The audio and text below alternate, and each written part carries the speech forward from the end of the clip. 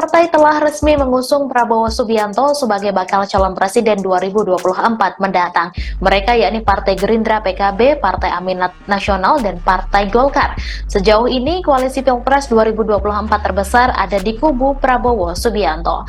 Menanggapi hal tersebut, Wakil Presiden ke-10 dan ke-12 Yusuf Kala menilai koalisi partai politik yang besar bukan jaminan pasangan calon yang diusung bakal menang. Hal itu dikatakan JK berkaca dari pengalamannya yang menang Pilpres 2004 yang kala itu berpasangan dengan Susilo Bambang Yudhoyono. JK mengatakan saat itu ia hanya didukung suara dari Demokrat, PBB, dan PKPI.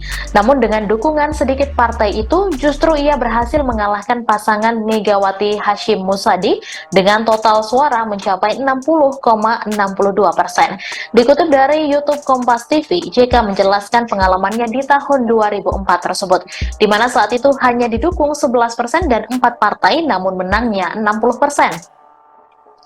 JK pun menegaskan bahwa hal yang paling penting di Pilpres adalah tokohnya, bukan seberapa besar partai pengusungnya.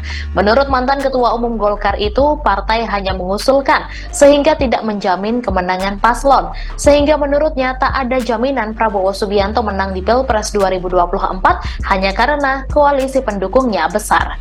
Seperti diketahui, saat ini koalisi terbesar Pilpres 2024 ada di tangan Prabowo Subianto dengan 4 partai pengusung. Sementara PDIP yang mengusung Ganjar Pranowo baru P3 yang mendukung. Kemudian koalisi yang mengusung Anies Baswedan yakni Partai Nasdem, Partai Demokrat, dan PKS. Sementara itu, Prabowo Subianto mengungkap hanya ingin berkuasa untuk kepentingan rakyat dan bangsa Indonesia.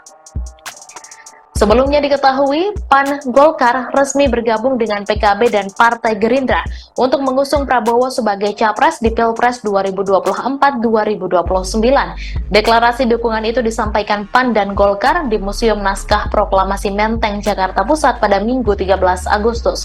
Airlangga pun kemudian menyampaikan alasan Golkar memilih untuk mendukung Prabowo.